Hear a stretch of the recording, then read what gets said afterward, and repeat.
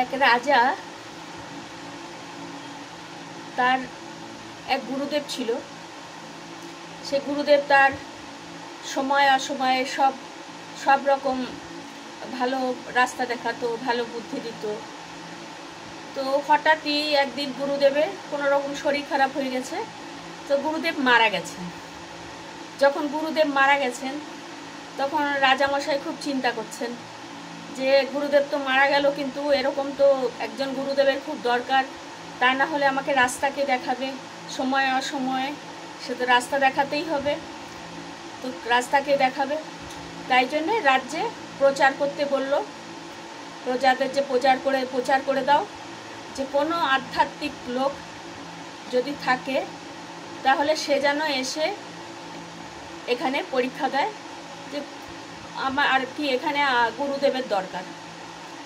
তো চারদিকে ঢাক ঢোল পিটিয়ে দিয়েছে যে এখানে একজন আধ্যাত্মিক লোকের দরকার, রাজার এখানে একজন নিযুক্তি হবে, আধ্যাত্মিক লোকের দরকার।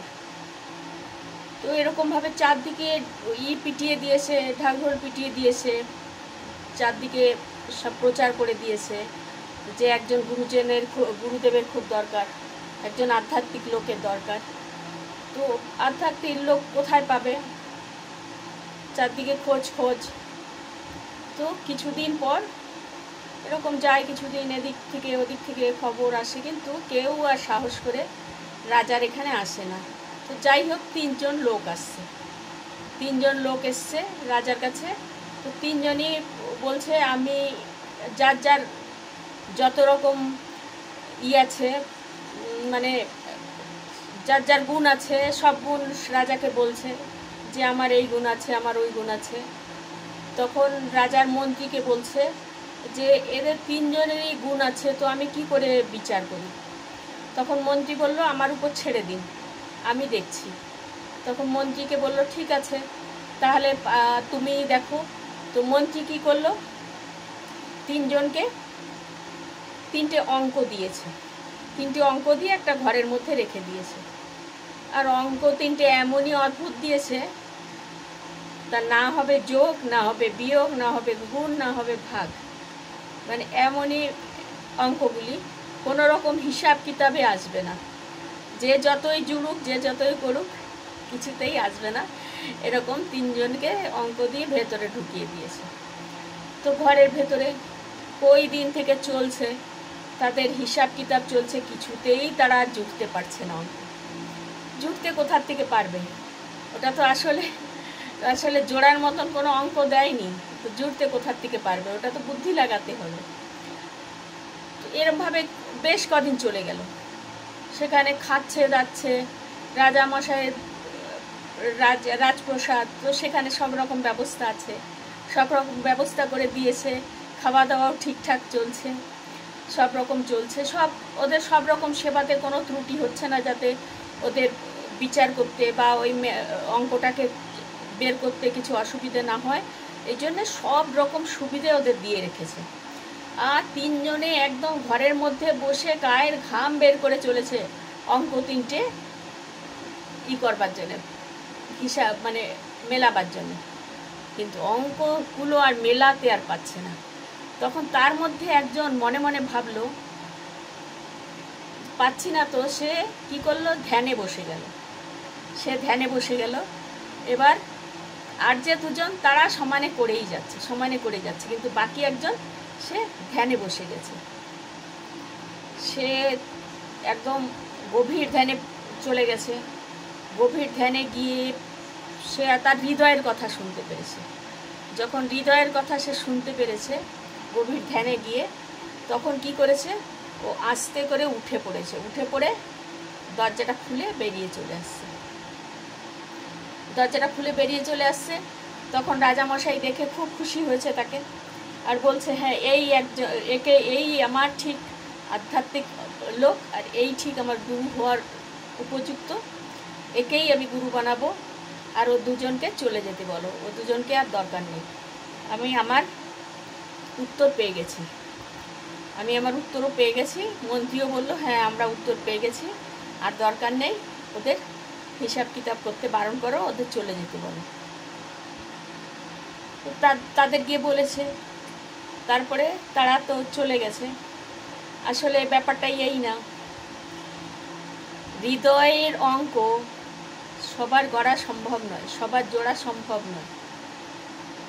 হৃদয় এমনই একটা জিনিস, ওকে একদম স্থির করতে হবে, শান্ত করতে হবে, তারপরে হৃদয়ের কথা শুনতে হবে। ছটপট করলে হবে না, ওটা তো ম্যাথই ছিল না আসলে। ম্যাথ কোথায়, ওটা তো ম্যাথই ছিল না আসলে। আসলে ওটা হৃদয়ের কথা শোনার একটা হিসাব ছিল। তো যে বুদ্ধি করে হৃদয়ের কথাটা শুনেছে সে হিসাব জুটতে পেরে গেছে, আর যে বুদ্ধি করে হিসাব করতে পারেনি সে হৃদয়ের কথাটা শুনতে পারেনি। হৃদয়ের কথা শুনলে সব সময় উত্তর বেরিয়েছে।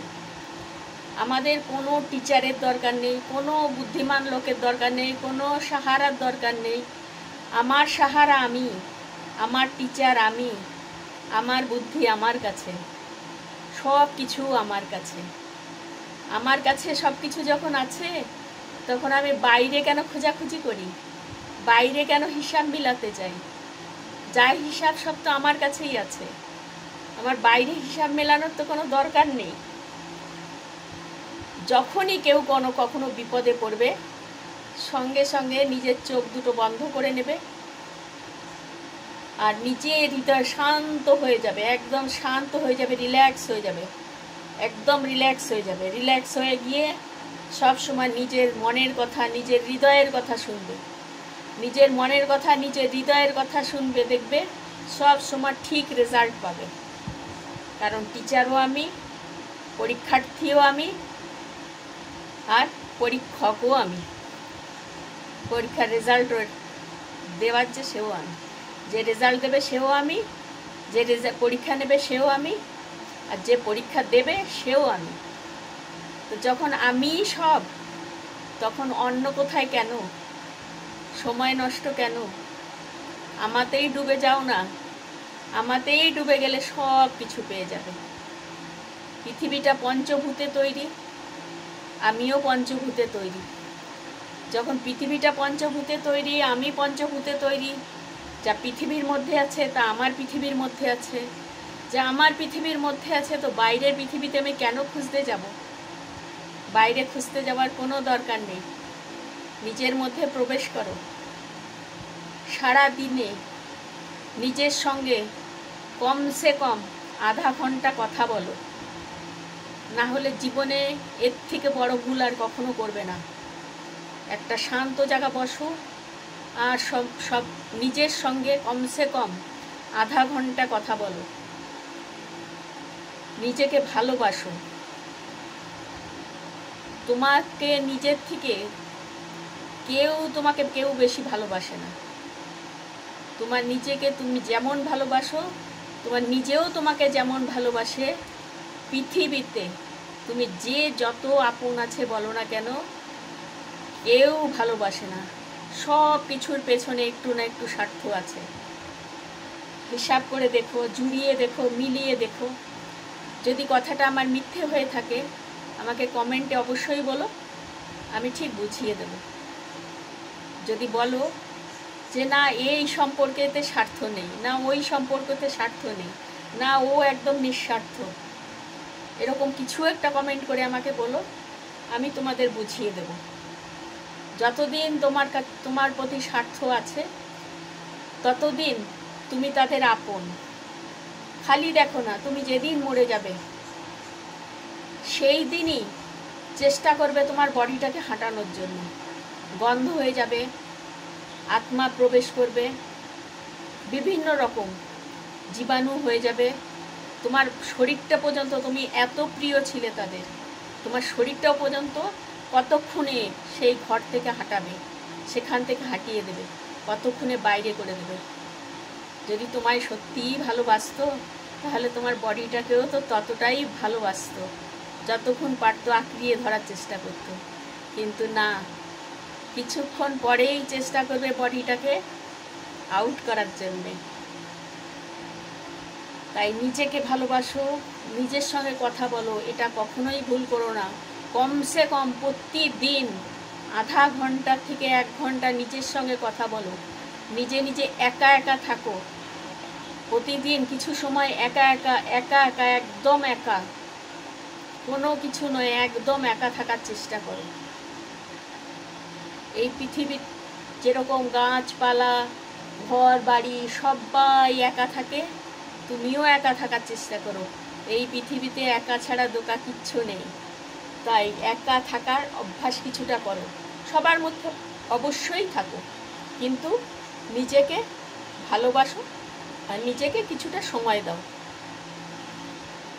মনে রেখো সবসময়, তুমি তোমাকে যত ভালোবাসো এরকম কেউ তোমাকে ভালোবাসে না। তোমাকে তোমার নিজের মনটা, তোমার নিজেরটা তোমাকে যত ভালোবাসে এরকম কেউ ভালোবাসে না।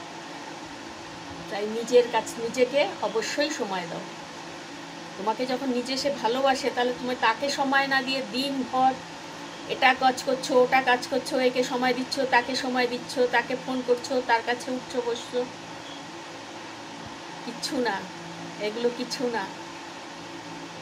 নিজেকে সময় দাও, নিজের কাছে থাকো, নিজেকে ভালোবাসো, নিজের মধ্যে প্রবেশ করো।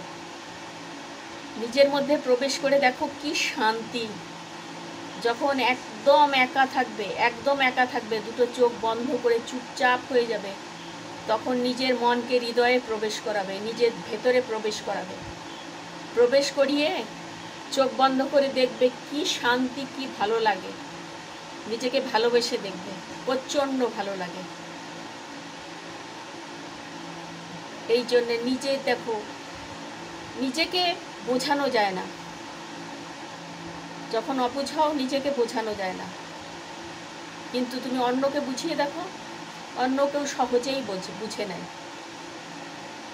নিজেকে মনে মানে না কেন? নিজেকে সাথ দিচ্ছ না, তাই জন্যেই সে মন মানছে না। নিজেকে সাথ দাও, নিজের হৃদয়ের কথা সবসময় থাকো, তাকেই বন্ধু ভাবো, দেখবে হৃদয় আর অবুঝ হবে না, কিছুতেই অবুঝ হবে না। দেখবে সে সুন্দর তোমার সঙ্গে কথা বলবে, তোমার প্রতিটা উত্তর সে দেবে। এই জন্যে সবসময় হৃদয়ের সাহারা নিও। আমরা ভীষণ বোকা, আমরা বাইরে বোঝানোর চেষ্টা করি আর নিজেকে একদম বোঝানোর চেষ্টা করি না। নিজের মনটা তো একদম অবুঝ, মানতেও চায় না। কেন মানতে চাইবে? তুমি বেশিরভাগ সময়টা বাইরে দিয়ে দিচ্ছ, বাইরে থাকছো, তাকে তুমি সাথ দিচ্ছ না। আর হঠাৎ তুমি তার মনকে মানাতে চেষ্টা করবে, এটা করো ওটা করো, তাহলে সে মানবে কেন? তাকে তো আগে বশ করতে হবে, তাকে তো বশে আনতে হবে, মনটাও মুঠিতে আনতে হবে, নিজের মন নিজের মুঠিতে আনতে হবে। আমি চাইবো তো এখান থেকে উঠবো না, সারাদিন উঠবো না, তো উঠবোই না। আমি চাইবো তো আজকে সারাদিন ঘুরবো, তো ঘুরবো। সে আমার ছেলে বকুক, মেয়ে বকুক, বর বকুক, যে যার বকুক, আমি যদি চাই আজকে আমার জন্য আমি বাঁচবো, আমি সারাদিন ঘুরবো, তো সারাদিনই ঘুরবো। সে দুনিয়ায় যে আসুক, আমি কারো কথা শুনবো না, আমি আমার হৃদয়ের কথা শুনবো। কারণ আমার হৃদয় আমার সঙ্গে থাকতে চেয়েছে, আমার হৃদয় আজকে আমার সাথে ঘুরতে চেয়েছে। আমি তাকে আগে ঘোরাবো, তাকে আগে শান্তি দেব, তারপরে সবার কথা নিশ্চয়ই শুনবো। রোজ রোজ তো শুনি, প্রতিটা মুহূর্তে তো শুনি।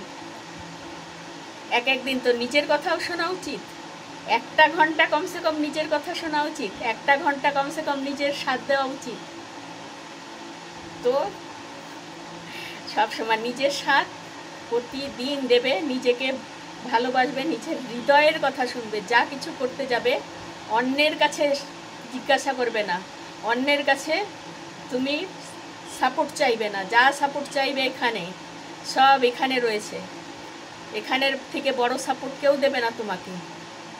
তাতে যদি কোনো সময় খারাপও হয়, তুমি জানবে সেটা আমাদের ঈশ্বরের আশীর্বাদ, সে সেটাই চেয়েছে।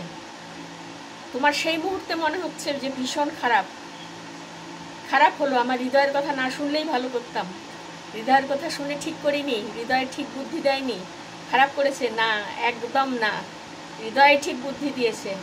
ওটা তোমার প্রসাদ হিসাবে মেনে নাও, তুমি ওটাকে ঈশ্বরের প্রসাদ হিসেবে মেনে নাও। খারাপ হলেও জানবে, খারাপ হলেও ওটা অনেক ভালো।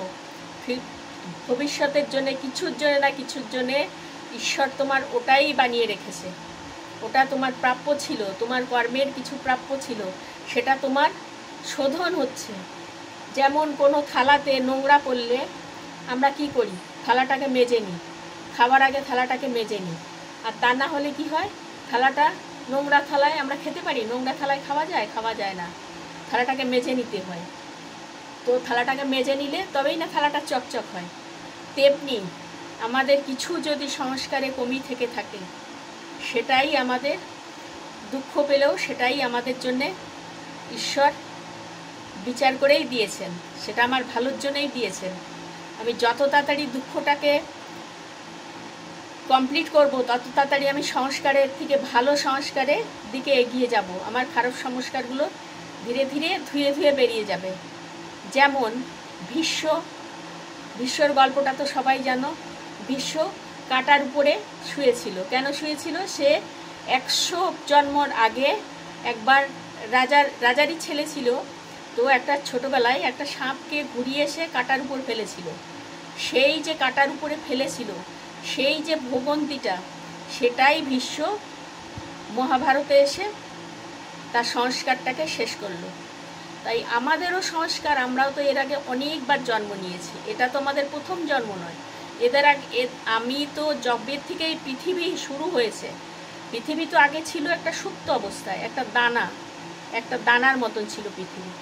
সেটাকে একটা ভাইব্রেশন শক্তি এসে টাচ করেছে। টাচ করতে যেরকম বীজ ফেটে অঙ্কুর বেরোয়, আস্তে আস্তে ফেটে ফেটে অঙ্কুর বেরোয়, তেমনি এই সুপ্ত দুনিয়াটা একটা শক্তির সঙ্গে সংঘর্ষ হয়েছে। তাতে কি হয়েছে, পৃথিবীটা ধীরে ধীরে বিস্তার করেছে। আর যবের থেকে বিস্তার করেছে, তবের থেকেই আমরা প্রাণী হয়ে যে কোনো অবস্থাতে আমরা এই দুনিয়াতে এসেছি। যবের থেকে দুনিয়া হয়েছে, তবের থেকে আমরা এই দুনিয়াতে আছি। আর যতদিন এই দুনিয়া থাকবে, আমরা ততদিন পর্যন্ত এই দুনিয়াতেই থাকব। তো এর আগে যে জন্মগুলো নিয়েছি, না জানি কত সংস্কার খারাপ করে আসছি। তো তাই জন্যে যখন হৃদয়ের কথা শুনবে, তোমাকে যদি খারাপ কিছু পেতেও হয়, তুমি জানবে সেটা ভগবান আমাদের প্রসাদ হিসাবে দিয়েছে। তুমি প্রসাদ হিসাবে সেটাকে মেনে নেবে, কারণ তোমার পেছনের কোনো সংস্কার সেটা ধুয়ে দিচ্ছে। এটা মনে করে তাকে খুশি খুশি নেবে, আর স্বয়ং ঈশ্বরকে ধন্যবাদ জানাবে, থ্যাংক ইউ জানাবে। যখনই তুমি কোনো কষ্ট পাবে বা কোনো খুশি হবে, প্রত্যেকটা সময় খুশি হলেও ঈশ্বরকে তুমি ধন্যবাদ জানাবে, আর দুঃখ পেলেও তুমি ঈশ্বরকে আর ধন্যবাদ জানাবে। আর প্রতিদিন শোবার সময় তুমি ঈশ্বরকে অবশ্যই ধন্যবাদ জানাবে, তোমাকে এই সুন্দর জীবনটা দেওয়ার জন্য, এত সুন্দর দুনিয়াতে পাঠানোর জন্য, যেন তোমার থেকে কোনো গলত আর কাজ না হয়। যা করে আসছো। মানুষ জীবন এত সুন্দর একটা অমূল্য সম্পদ দিয়েছে, সেটাকে ইউজ করো, সেটাকে জানো, সেটাকে বোঝো। তাই জন্যে প্রতিদিন 1 ঘন্টার জন্য হলেও নিজের মধ্যে প্রবেশ করো, নিজের মনটাকে নিজের হৃদয়ের মধ্যে প্রবেশ করো, তার সঙ্গে কথা বলো। সেই তোমার সব কিছু, সেই তোমার সাথ দেবে, আর কেউ সাথ দেবে না। তুমি যখন মরে যাবে, আজকে তার সঙ্গে যতটুকু তুমি সময় কাটাবে, মরে যাওয়ার পরে এই আত্মাটা ততটা ডেভেলপ হবে। তো ধ্যান হচ্ছে হৃদয়ের খাবার। আমরা যেরকম প্রতিদিন খাবার খাই কিসের জন্য? শরীরটাকে হেলদি করার জন্যে, নিরোগ হওয়ার জন্যে। তেমনি তুমি যে হৃদয়ের সঙ্গে কথা বলছো, হৃদয়ের কাছে থাকছো, হৃদয়ে প্রবেশ করছো, ধ্যানের মাধ্যমে থাকছো, ধ্যানের মাধ্যমে তার সঙ্গে সময় কাটাচ্ছ, এটা তোমার হৃদয়কে তুমি খাবার দিচ্ছ, হৃদয়কে ডেভেলপ করছো। সেই হৃদয়টাই তোমার এই শরীরটা ছেড়ে গেলেও সেই হৃদয়টা ওই খাবারটা পেয়ে পেয়ে উন্নত হলো, সে আবার এর থেকেও ভালো জন্ম নেবে, এর থেকেও ভালো কিছু হবে। আরও অনেক কিছু বলতে ইচ্ছা করছে, আজকে এই পর্যন্ত থাক। আর একদিন কালকে আবার অন্য কথা বলবো, অনেক কিছু বলার আছে। আজকাল অনেক মহাপুরুষরা দেখি অনেক প্রবচন দেন, মাছ খেও না, মাংস খেও না, ননদকে খেতে দাও, শাশুড়িকে পালো, এ করো ও করো, সব বুদ্ধি দেয়। কিন্তু এই বুদ্ধিটা একবারও দেয় না তুমি আগের জীবনে সংস্কার ভালো তৈরি হবে, আগের জীবনে তুমি কেমন করে ভালো রাস্তায় যেতে পারবে, তোমার জীবনটা ভালো, আগের জন্মে তুমি আরও ভালো জায়গা পৌঁছাতে পারবে, সেটার রাস্তা একবারও কেউ দেখায় না। আমি দেখাবো আপনাদের সেই রাস্তা। যদি সেই রাস্তাতে মানুষের মনটা চলে আসে, তাহলে এমনিতেই মনটা এমন পবিত্র হয়ে যাবে, তো ঘরে কারোর সঙ্গেই কারো ঝগড়াও হবে না, আর কখনোই কিছু উল্টো সিধা খেতেও ইচ্ছে করবে না। তো যখন আমি তাকে ভালো রাস্তাটা দেখাবো, তারপরে না সে এমনিতেই পাল্টিয়ে যাবে। তা না আমি উল্টিয়ে বলবো এটা করো না, ওটা করো না, সেটা করো না, তো করবেটা কি, সেটা তো রাস্তা দেখাবে। এই রাস্তাটা আমি আগের দিন দেখাবো। আমার মাথায় এখন ভীষণ ভালো একটা আসছে এক্সাম্পল, কিন্তু আজ আর বলতে চাইছি না, আমি আর একদিন বলবো। আজকের জন্য নমস্কার, রাধে রাধে, বাই বাই।